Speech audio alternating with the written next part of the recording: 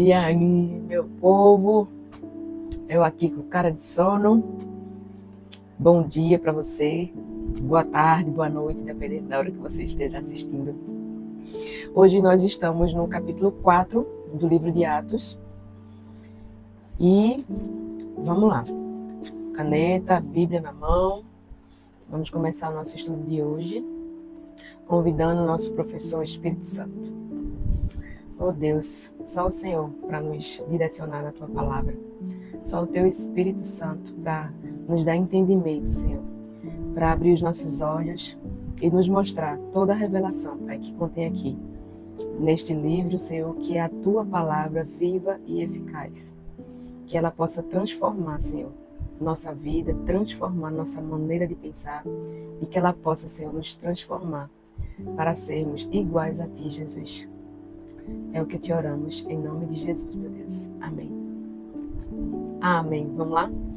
Então, o capítulo 4 vai continuar aquela história, né, de que o coxo, há 40 anos, né, desde que nasceu, foi curado por Pedro e estava causando aquele tumulto entre as pessoas, e os religiosos começaram a ter inveja daquilo. E a gente vai continuar nesse contexto. Capítulo 4, versículo 1. Enquanto Pedro e João ainda falavam ao povo, então lembra que quando acontece um milagre, um sobrenatural, atrai os olhos para que eles possam falar de Jesus. E aí eles estavam ali falando do evangelho para aquelas pessoas, daquelas pessoas que começaram a se converter, a crerem em Jesus, né? Então, enquanto Pedro e João falavam ao povo, chegaram os sacerdotes, o capitão do templo e os saduceus, ressentidos, veja só, ressentidos porque os apóstolos estavam ensinando o povo e anunciando em Jesus a ressurreição dentre os mortos. Então, mais uma vez aqui aparece a palavra ressurreição. Eu falei para vocês que lá em 1 Coríntios, capítulo 15, vou confirmar aqui, mas acho que é 1 Coríntios, capítulo 15, que a gente vai ter aqui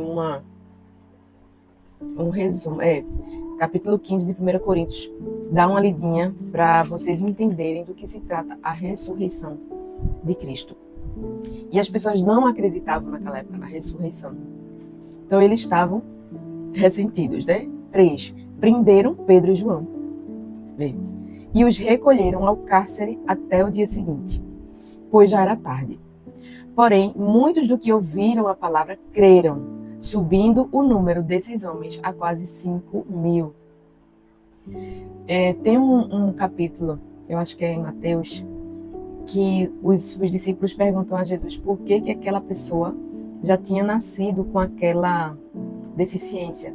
E aí ele perguntou assim, por que ele nasceu? Foi porque os pais deles pecaram? Aí Jesus disse, não, ele nasceu assim, para que a glória de Deus seja manifestada. E aqui a gente está vendo um exemplo disso. Esse homem nasceu com os pezinhos tronchos, ele era coxo, e ele já tinha 40 anos de idade. Então, através da cura desse homem, o poder de Deus ele foi manifesto. Veja, a partir dessa cura, em torno de 5.000 homens creram em Jesus. Então, muitas coisas acontecem na nossa vida que nós achamos que não é bom, na verdade, né? Não é nem que nós achamos. Acontecem coisas ruins, coisas difíceis, situações difíceis em nossas vidas. Você vê pessoas deficientes, você vê pessoas sofrendo, mas se a gente crê em Deus e viver de acordo com a palavra, essas situações, elas vão servir para o nome de Deus ser glorificado através da nossa vida. Né? Muitas vezes você tem uma pessoa que está com câncer e aí aquela pessoa foi curada e através daquela cura muitas outras pessoas passaram a crer no nome de Jesus. Então é para isso que nós estamos aqui. Nossa vida aqui na Terra é para ser testemunhas de Cristo. Então, independente do que aconteça na nossa vida, nós temos que entender que o propósito de tudo o que acontece na nossa vida é revelar Cristo, tanto para nós como para as pessoas. Amém? 5. No dia seguinte, as autoridades, os anciãos e os escribas se reuniram em Jerusalém, com o sumo sacerdote Anás, com Caifás, João, Alexandre e todos os que eram da linhagem do sumo sacerdote. E colocando os apóstolos diante deles, perguntaram, com que poder ou em nome de quem vocês fizeram isso? Então Pedro, cheio do Espírito Santo, lhes disse: eita, que Jesus é lindo. Olha quando a pessoa está cheia do Espírito Santo, o que é que ela faz? Autoridades do povo e anciãos, visto que hoje somos interrogados a propósito do benefício feito a um homem enfermo e do modo como ele foi curado, saibam os senhores todos e todo o povo de Israel que, em nome de Jesus Cristo, o Nazareno, a quem vocês crucificaram e a quem Deus ressuscitou dentre os mortos, sim, em seu nome é que este está curado na presença de vocês. Este Jesus é a pedra que vocês, os construtores, rejeitaram, mas ela veio ser a pedra angular. E não há salvação em nenhum outro, porque debaixo do céu não existe nenhum outro nome dado entre os homens, pelo qual importa que sejamos salvos. Então Pedro, ele vai dar um exemplo aqui de que eles entendiam. Naquela época as construções, eles não tinham a tecnologia de hoje. Então, para fazer uma construção existia uma pedra angular. O que era pedra angular? É também conhecida como pedra de esquina. Era uma pedra que ela era perfeita em todas as esquinas e ela seria o modelo para as outras que viriam na construção. Então eu tinha a pedra angular, que era o modelo perfeito, e aí a próxima pedra que eu ia colocar do lado, ela tinha que ser igual a ela, e a próxima tinha que ser igual a ela, sabe, para você manter o padrão e o nivelamento daquela construção. E aí ele compara Jesus Cristo a essa pedra angular. Jesus é o modelo, ele é a referência, ele é o exemplo. Então nós precisamos ser as pedrinhas iguais a ela. Nós precisamos ser cópias de Jesus. E aí ele fala, porque não há em nenhum outro lugar, ou em nenhum outro nome, em nenhuma outra pessoa, não há salvação. O evangelho que nós estamos lendo, ele é exclusivamente por Jesus. Não existe salvação em outro caminho, de outra forma. Só existe salvação através do Filho de Deus, que é Jesus Cristo, o Nazareno, que foi crucificado e ressuscitou para que através dele nós fôssemos salvos, nós tivéssemos a vida eterna junto com ele. 13.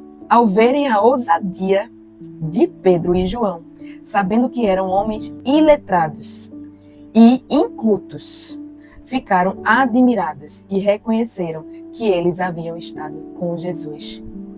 Então a pergunta que fica aqui para a gente é: as pessoas estão vendo Jesus quando nós falamos?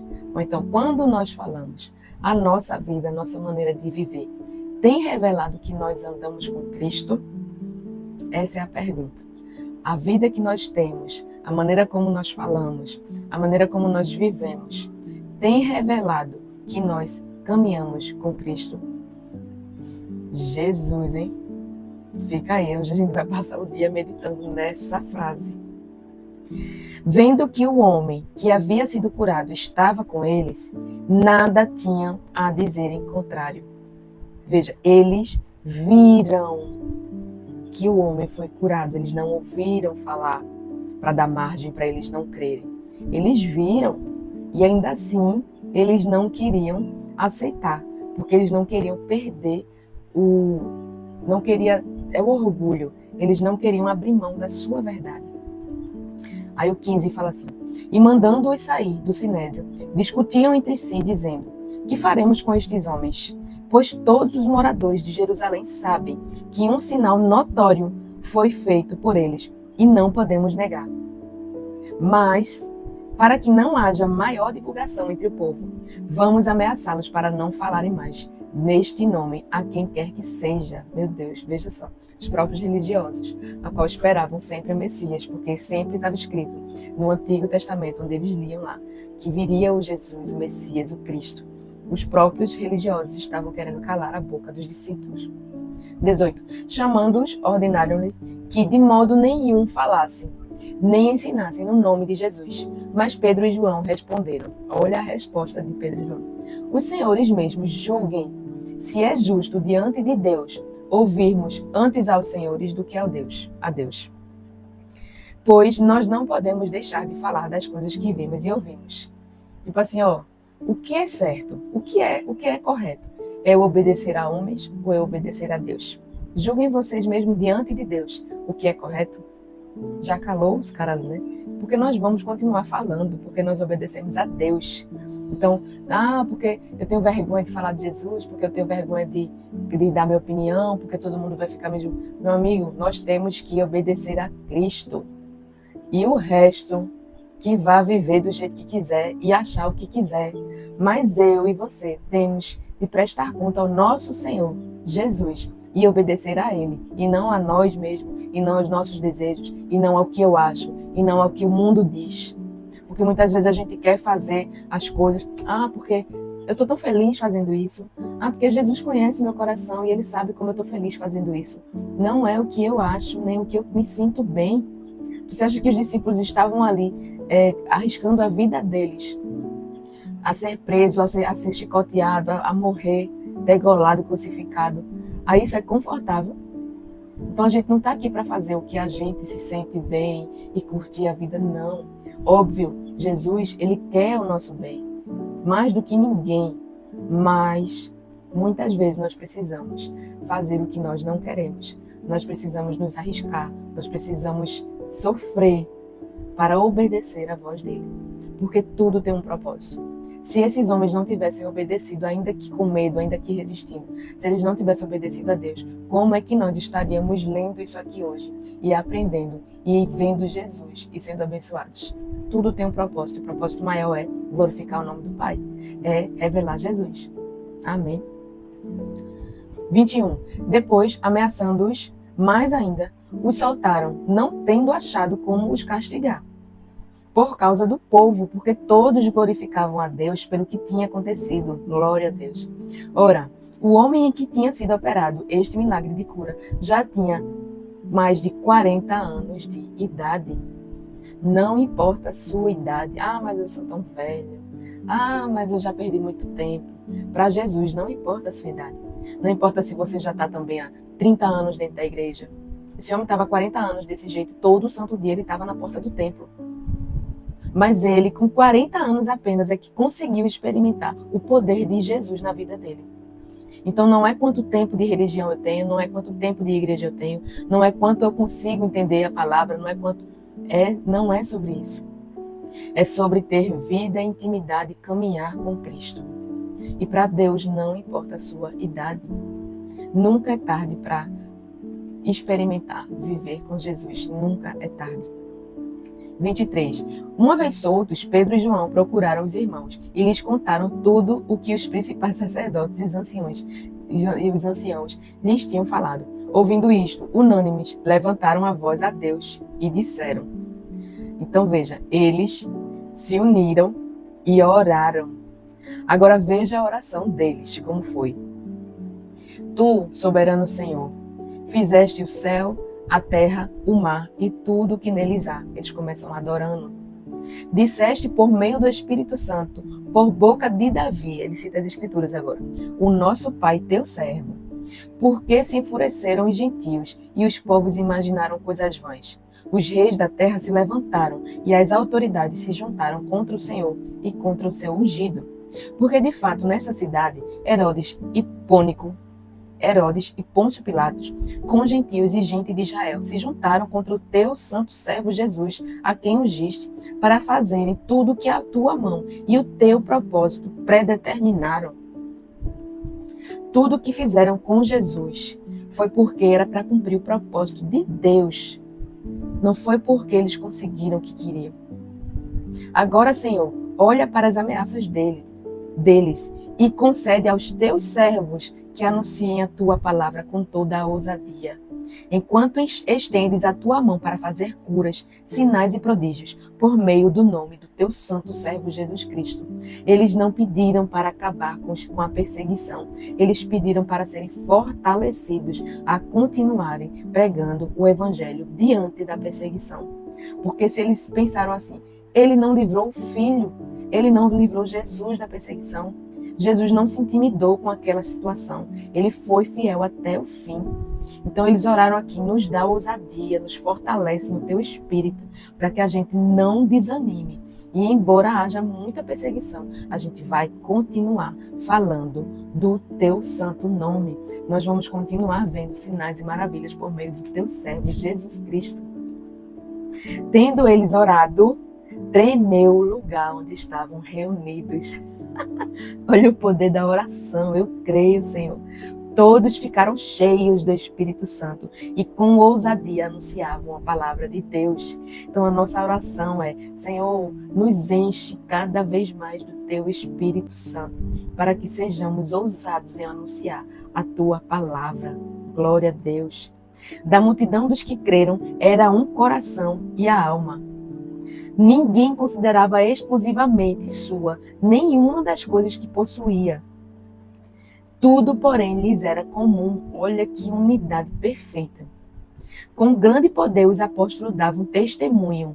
Com grande poder, os apóstolos davam testemunho da ressurreição do Senhor Jesus. E em todos eles havia abundância de graça. Abundante graça. Não havia nenhum necessitado entre eles, porque os que possuíam terras ou casas, vendendo-as, traziam os valores correspondentes e os depositavam aos pés dos apóstolos. Então se distribuía a cada um conforme a sua necessidade. É isso aqui que é a igreja. Então José, a quem os apóstolos chamavam de Barnabé, que quer dizer filho da consolação, olha o significado do nome. Ele era conhecido como filho da consolação. Filho da consolação. Ele era conhecido como o nome do Espírito Santo. Um levita natural de Chipre vendeu um campo que possuía, trouxe o dinheiro e o depositou aos pés dos apóstolos. Meu Deus, que capítulo maravilhoso. Não tem como. Tá vendo como é extraordinário a gente ler a palavra de Deus? Porque não tem como a gente não ler e se encher de fé, se encher de alegria, se encher de esperança. Por isso que nós precisamos todo santo dia, antes de começar os nossos afazeres, nós precisamos meditar nessa palavra, porque o nosso dia será outro. Porque nós nos enchemos de fé, de ousadia, de coragem, de esperança. Nada pode nos abalar, porque nós sabemos em quem nós temos crido. Nós sabemos quem é que governa a nossa vida, quem direciona os nossos passos. Então não tem como dar errado. Ainda que pareça que está dando tudo errado. Aleluia. Não está dando errado, porque o Senhor dos Exércitos está comigo e com você. Amém? Pai, muito obrigada, Senhor. Muito obrigada pela tua graça, pela tua misericórdia, que todos os dias, Senhor, se renovam sobre a nossa vida. Obrigada porque, apesar de nós, o Senhor continua nos amando, Senhor. Obrigada pela tua fidelidade conosco. Obrigada pelo teu cuidado em cada detalhe, Senhor, em nossas vidas. Senhor, nos enche de poder e ousadia, nos enche de discernimento, sabedoria vinda do teu trono, Senhor. Enche-nos com teu Espírito Santo, Pai, para que a gente possa testemunhar do teu santo nome, testemunhar, Senhor, de ti, Jesus Cristo, que nós possamos nos parecer cada dia mais contigo, que quando a gente abrir a nossa boca, as pessoas vejam o Senhor, Jesus. Esse é o nosso desejo, Pai. Tem misericórdia de nós. Continua conosco, Senhor, em meio a todas as situações, que o Senhor esteja sempre conosco. Porque foi assim que o Senhor nos prometeu que estaria conosco todos os dias, até a tua volta, ó Rei Jesus. Obrigada, meu Pai. Obrigada por mais um dia, Pai. Em nome de Jesus, amém. Amém. Um beijo, curte, compartilha e até o próximo vídeo. Tchau.